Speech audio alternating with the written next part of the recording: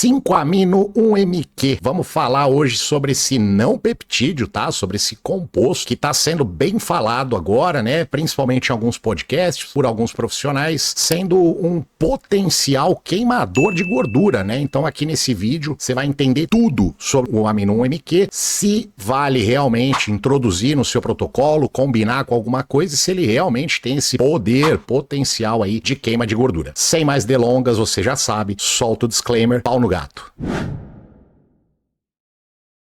Vamos lá, pessoal, vamos falar sobre o 5-amino 1-MQ agora, tá? Focado aí principalmente em queima de gordura. Ele realmente é um potencial para queima de gordura, mas, né, tem algumas considerações aí que a gente precisa entender do 5-amino 1-MQ para ver se realmente vale a pena, tá? Então, primeiro, foco aqui, tá? Que esse carinha, ele é um pouco técnico, então a gente precisa prestar atenção nessa aula, tá? Ele não é um peptídeo comum, beleza? Ele entra como um inibidor seletivo aí, reversível da NNMT. Eu já vou explicar o que é. A função dele, tá? Vai girar em torno de do metabolismo, no caso, da nicotinamida e do NAD+. A gente vai falar sobre tudo isso aqui, tá? O que é a NNMT? Vamos lá. É a nicotinamida N-metiltransferase. E você já vai entender que ela é o foco principal aqui do negócio, tá bom? Em resumo, ele não entra, né, o 5-amino 1-MQ, ele não entra para acelerar igual uma cafeína ou um clenbuterol, por exemplo. Ele entra para tentar mudar umas engrenagens no seu metabolismo, para melhorar algumas coisinhas ali, beleza? Continuando aqui. Vamos entender agora o que é essa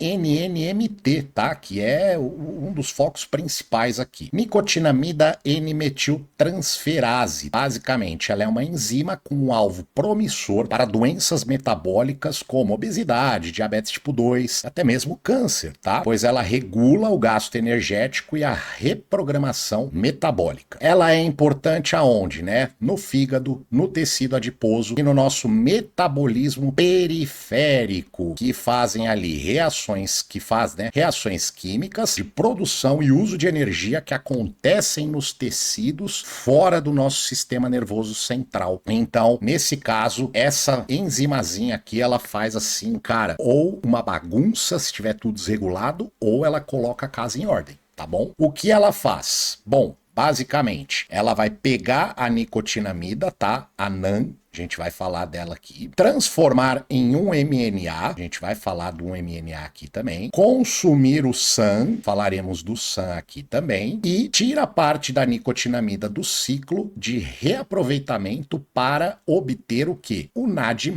Então, olha só, né? O 5-amino MQ influencia na NNMT, que vai ter influência em tudo isso aqui para que você tenha melhor aproveitamento do NAD+. Agora um ponto importantíssimo aqui. Por que você às vezes usa o NAD+, e mesmo assim se sente cansado? É justamente, talvez, a falta do 5-amino 1-MQ, tá bom? Porque só o NAD+, às vezes, não consegue exercer a função, porque ele precisa ser reaproveitado, ser reestruturado dentro das suas células. Bom, só um adendo. Continuando aqui, tá? Vou dar um zoomzinho aqui para ficar melhor. Eu acho que vai ficar melhor. Pronto. Beleza, vamos falar sobre o NAN agora, tá? O NAN é o quê? É uma forma de vitamina B3 essencial para o nosso organismo, que no caso é a nicotinamida, que a gente falou aqui em cima. Um MNA, composto que atua como uma molécula de sinalização com propriedades anti-inflamatórias, antitrombóticas e de suporte à longevidade, hein? Olha que bagulho punk, tá? Muito bom mesmo. Continuando, no caso, ele se chama 1-metilnicotinamida, beleza? 1-MNA, 1-metilnicotinamida. E o SAN? Quem é o SAN? É uma molécula essencial para várias reações no nosso corpo, como, por exemplo, a regulação gênica. Olha só, então tá envolvido aqui até com o nosso DNA, tá bom? E o SAN, ele se chama S-adenosilmetionina. São nomes técnicos, né, que você não precisa saber, talvez, mas eu achei interessante trazer nessa aula para deixar ela um pouco mais técnica. As outras aulas foram mais práticas, né? Aqui tem técnica e prática também, beleza? Em resumo, NNMT não é só uma simples, né, ou mais uma enzima qualquer. É um interruptor metabólico que controla o NAD+, SAM e termogênese, tudo ao mesmo tempo. E lembra, ó, falando de SAM, a gente está falando de regulação gênica, hein? Olha só. Então, quando a gente está mexendo com o 5-amino-MQ, a gente mexe nesse carinha aqui, ó, na NNMT, e aí a gente tem toda essa melhora aqui, beleza? Olha para onde que a gente vai, né? Por isso que eu falo, às vezes um composto, né, não é só para queimar gordura, tá? Ele vai muito além. Então vamos entender agora a lógica da queima de gordura quando nós tomamos o 5-amino-MQ e influencia no NNMT, tá? Vamos lá. Cadeia principal. Então, quando nós utilizamos o 5-amino-MQ, nós teremos um bloqueio, né, uma baixa de NNMT que vai consequentemente deixar a nicotinamida mais disponível, como falamos acima, anteriormente no caso, vai ter mais reaproveitamento da via NAMPT, tá? Que essa via regula o teu metabolismo energético, a função mitocondrial, o envelhecimento celular e até a sobrevivência do seu corpo. Olha para onde a gente está indo, hein? Olha para onde a gente está indo. Se quiser ir tomar um café, vai lá e volta. Mas você entendeu, tá? Reaproveitamento da via NAMPT vai ter uma regulação completa aí do seu metabolismo. Como consequência disso, teremos mais NAD mais disponível. Como consequência disso, teremos mais indução de SIRT1 e SIRT3 que atuam como antioxidantes e regulam a eficiência energética, esses dois carinhas aqui, tá? Como consequência disso, melhora da tua função mitocondrial, ok? Como consequência da melhora da função mitocondrial, temos uma melhora do quê? Da queima de gordura. É isso aí, chegamos aonde a gente queria, né? Beleza. E, obviamente, mais oxidação de gordura, mais termogênese, tá? Cada vez mais você vai quebrar e queimar gordura no caso, e como consequência disso, você vai desenvolver um ambiente metabólico mais favorável, beleza? Muito mais favorável. Mais um zonzinho aqui, beleza. Resumo da obra aqui. Inibir a NNMT, né? Tomou 5-amino-MQ, inibiu a NNMT, é desenvolver mais nicotinamida para a rota útil do seu metabolismo. Fechado? É muito, muito bom, tá? Muito bom mesmo esse produto, no caso, né? Não é um peptídeo. Falo tanto de peptídeo que às vezes tudo é peptídeo, né? Vou fazer um vídeo de ashwagandha aqui, eu vou chamar de peptídeo daqui a pouco. Muito bem. Continuando aqui. Onde isso ajuda na queima de gordura, tá? No caso, por que você vai derreter gordura? Como consequência de tudo que falamos agora, mais NAD tecidual, NAD mais tecidual, mais sinalização mitocondrial, mais beta-oxidação, maior atividade metabólica, maior atividade no tecido adiposo branco, tá? Que é o tecido mais chato que a gente tem de queimar gordura, melhora da sensibilidade insulínica. Conclusão de tudo isso, o corpo fica melhor em utilizar a sua energia e menos travado metabolicamente. Agora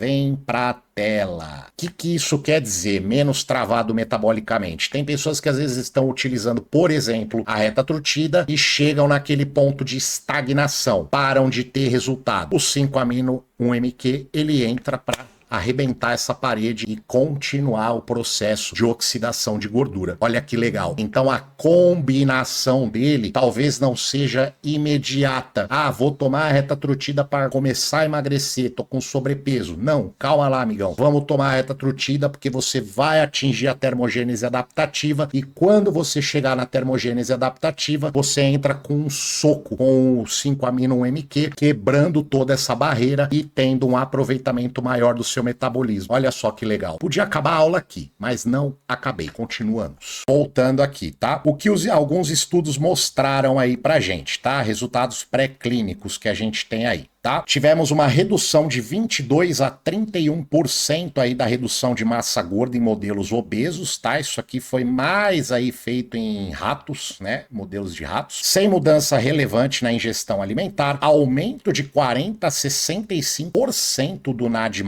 aumento de 2 a 3 vezes da atividade mitocondrial, olha que loucura. Melhora da tolerância à glicose, melhora da sensibilidade insulínica. Então, por que que o 5-amino é tão interessante? Ele chamou a atenção porque mexeu em gordura, NAD+, mitocôndria, glicose, insulina. Ou seja, mexeu em todo o seu metabolismo. Agora vamos falar aqui da farmacocinética, tá? Para você entender um pouquinho a questão de biodisponibilidade, porque talvez se você procurar por aí o 5-amino-MQ, lá no meu contato não tem, mas se você procurar em outros lugares, talvez você encontre 5-amino-MQ em cápsulas, tá? Ou comprimido, enfim. E já te adianto de antemão que é uma bosta, porque a biodisponibilidade é muito baixa, você vai ter que tomar uma dose muito alta, você vai gastar mais dinheiro. Consequentemente, o que quase ninguém explica, tá? Eu vi alguns gringos explicando isso, tá? Mas aqui no Brasil eu vejo ninguém falar isso, tá? Mas a biodisponibilidade oral é baixa, meia-vida plasmática muito curta, depuração hepática rápida demais, alvo não é só no plasma, né? Então, quando você tá tomando, no caso um 5-amino-MQ oral, você